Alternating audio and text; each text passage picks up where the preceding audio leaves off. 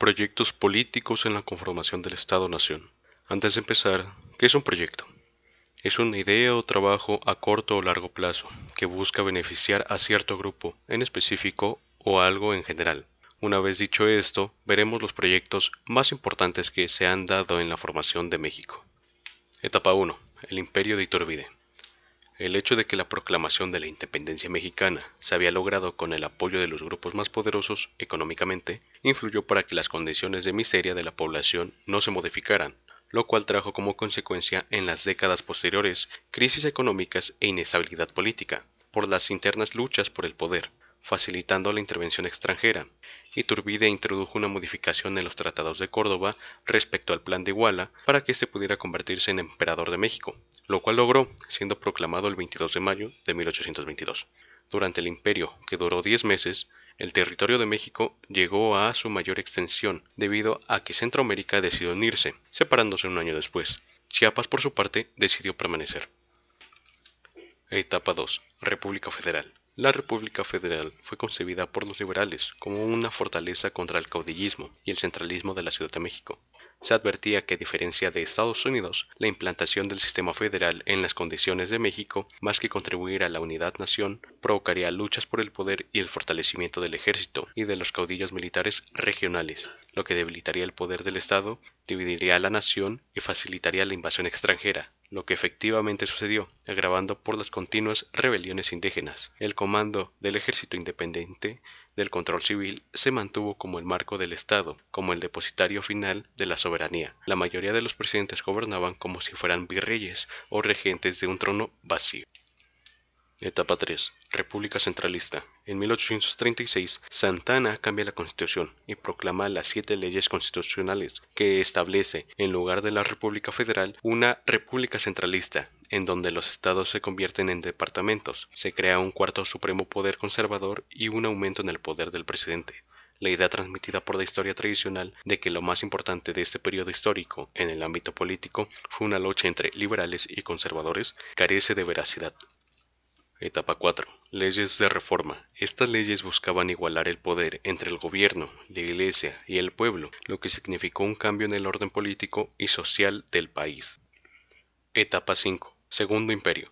Esta etapa se caracterizó por querer colonizar de diferentes formas y para distintos propósitos varios distritos en el territorio mexicano, además de tener varias ideas liberales, a pesar de que el imperio fue propuesto por conservadores. Etapa 6. Periodo de Juárez. Durante el periodo de Juárez se intentaron varios proyectos. El presidente Juárez convocó a elecciones y a la vez intentó realizar un plebiscito para que fueran aprobadas las reformas constitucionales, con el fin de tener un mejor equilibrio entre los tres poderes. Sin un enemigo común, las diferencias ideológicas y generacionales dividieron a los liberales. El presidente Juárez no logró que se aprobaran las reformas constitucionales, por lo que tuvo que recurrir a las facultades extraordinarias y a la suspensión de garantías cuando las circunstancias lo requirieron. El presidente deseaba institucionalizar el gobierno civil y a la vez realizar una importante reducción en el gasto público, disminuyendo el número de elementos del ejército de 80.000 a 20.000 soldados. Conflictos en la conformación del Estado. Estos son algunos de los conflictos que atravesó nuestro país para conformarse en lo que es hoy en día. Expedición de Reconquista. El 26 de julio de 1829, 4 meses después de que Vicente Guerrero asumiera el poder, desembarcó en las costas de Tamaulipas una expedición de reconquista, comandada por el brigadier español Isidro Barradas. Dicha empresa había sido organizada en Cuba y constaba de 4.000 hombres armados y pertrechos para otros tantos, pero se suponía que en México recibirían de inmediato el apoyo de quienes se oponían a la independencia.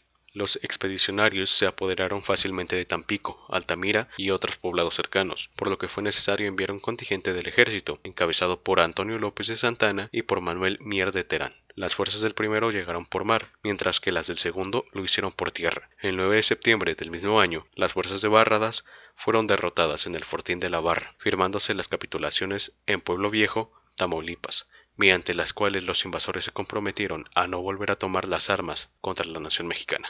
Banco del Avío. El primer organismo de desarrollo creado en México para impulsar la industria y el crecimiento de la economía nacional fue el Banco de Avío, establecido el 16 de octubre de 1830 por Lucas Alemán. La función de esta institución consistía en otorgar préstamos a empresarios privados interesados en adquirir maquinaria para la industria manufacturera, con un 5% de intereses anual sobre dichos préstamos. En sus 12 años de actividad, el Banco de Avío concedió préstamos por algo más de 1 millón de pesos, básicamente a la industria algodonera. Aunque algunos historiadores consideran que el Banco de Avío cosechó pocos maíces y muchos fracasos, no dejan de reconocer el interés que tuvo por introducir una mejor tecnología y por transformar el sistema productivo imperante desde el virreinato. Fue clausurado en 1842 por un decreto del general Antonio López de Santana, argumentando que el banco ya no podía sostenerse económicamente y que por otra parte el sector textil se había extendido en México y que ya no necesitaba apoyo financiero.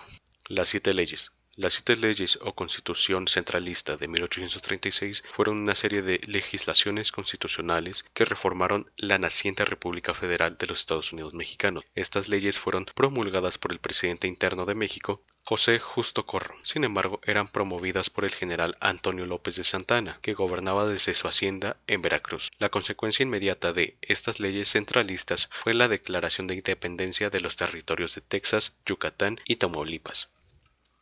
Anexo de Texas a Estados Unidos. En 1835 desconoció al gobierno mexicano y el 2 de marzo de 1836 se declaró independiente. En 1845 se anexó a Estados Unidos como el estado número 28.